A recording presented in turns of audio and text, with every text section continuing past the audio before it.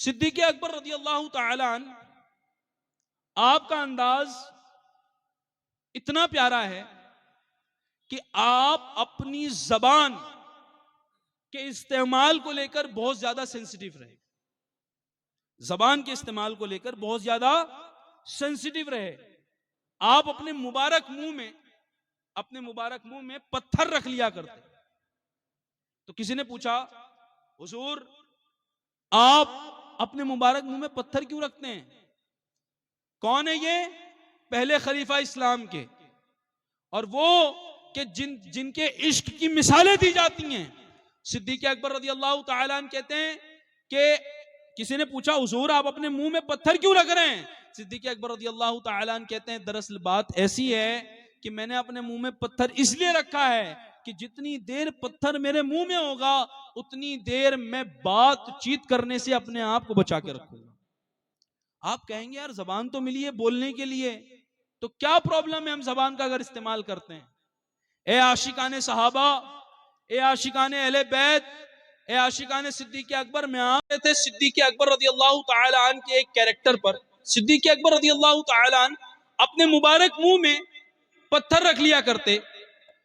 تو کسی نے پوچھا، حضور آپ اپنے مبارک منہ میں پتھر کیوں رکھتے ہیں؟ آپ نے جواب دیا، دراصل بات ایسی ہے کہ میں چاہتا ہوں کہ جتنی دیر پتھر میرے منہ میں ہو اتنی دیر میں گفتگو کرنے سے بچا رہا ہوں. اے عاشقان صحابہ، اے عاشقان اہل بیت، ہم ذرا کچھ دیر کے لیے غور کریں کہ ہم اپنی زبان کا کیا استعمال کر رہے ہیں.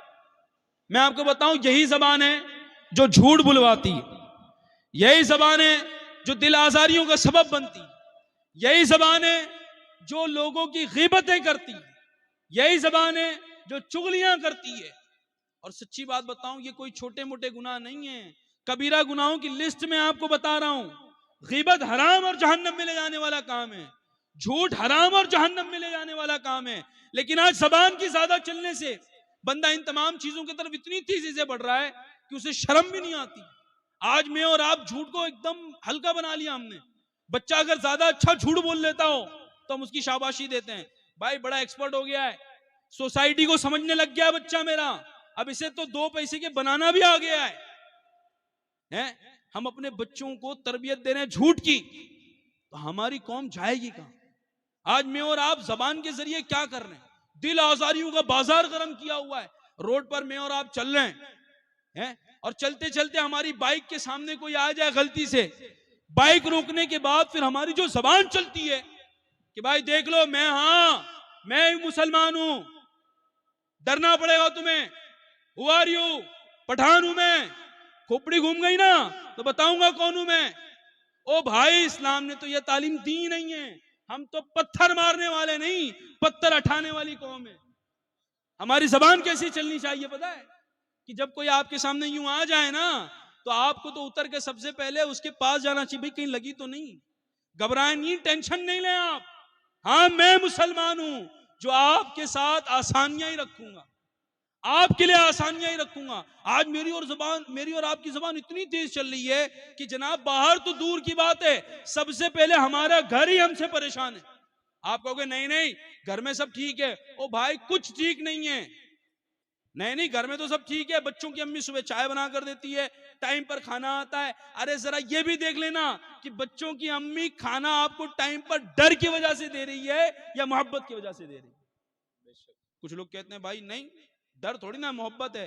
ایک بار سمجھنا تو صحیح کہ کہیں وہ سسکی ہوئی بیچاری کنارے تو نہیں بیٹھی ہوئی ہے. آپ کے بچے آپ کا ادب کر رہے ہیں یا ڈر رہے ہیں؟ نہیں بھائی، تھوڑا تو رعب ہونا چاہیے، بچوں پر دبدبہ تو ہونا چاہیے. میں فاروق اعظم رضی اللہ تعالیٰ عنہ کا واقعہ آپ کو بتاتا ہوں. میرے آقا فاروق اعظم رضی اللہ تعالیٰ عنہ نے کسی شخص کو بلایا، کسی صحابی رسول کو بلایا اور کہا کہ اس فلاں جگہ کی گورنری آپ کو دینی ہے، گورنر بنانا ہے، لیڈر آف دیٹ سٹی. وہاں ایگریمنٹ چل رہا تھا. کوئی بچہ آیا فاروق اعظم رضی اللہ تعالیٰ عنہ کے ارد گرد گھومنے لگ گیا، کہیں گردن پر چڑھتا، کہیں لٹک جاتا، کہیں ہاتھ پکڑ کر کھیلنے لگ جاتا. تو اس شخص جس کو گورنر بنایا جا رہا تھا، انہوں نے کہا حضور ایک بات عرض کرنا چاہتا ہوں کہ میں تو آپ سے رتبے میں مرتبے میں چھوٹا ہوں، لیکن جب گھر جاتا ہوں نا تو میرے بچے ڈر کر ایک کونا پکڑ لیتے ہیں اور آپ تو خلیفہ ہیں، لیڈر ہیں، لیکن بچے آپ کے ساتھ ایسے کھیل رہے ہیں، تو آپ کو دیکھنا چاہیے. آپ نے واپس ایگریمنٹ لے لیا، کہا آپ اس منصب کے لائق نہیں. کہا حضور معاملہ کیا ہے؟ کہا دراصل جس کی خود کی اولاد اس سے ڈرتی ہو تو رعایا کا عالم کیا ہوگا. آج ہم کہتے ہیں نہیں بھائی میری زبان بہت بڑھیا ہے تبھی تو کاروباری ہوں. او بھائی آپ کی زبان نے آپ کو خراب کیا ہوا ہے، یہ بھی چیک کرنا پڑے گا آپ کو.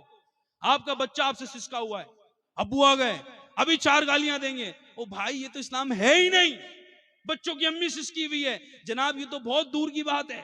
آپ کا بوڑھا باپ 4 دن سے انتظار کر رہا ہوتا ہے کہ آج وہ صاحب آئیں گے، اگر گرمی نہیں ہوئی دماغ میں تو کہوں گا ذرا بی پی کی گولی لے آنا.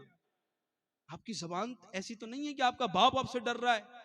آپ کی زبان کہیں ایسی تو نہیں ہے کہ آپ کی ماں ڈر رہی ہے آپ سے بات کرنے میں، آپ کا پڑوسی دبا ہوا ہے آپ سے، آپ کے یہاں کام کرنے والا شخص کہیں ایسا تو نہیں کہ آپ سے گھبرایا ہوا ہے. ہم نے کیوں اپنے آپ کو اتنا ٹف بنا لیا ہے؟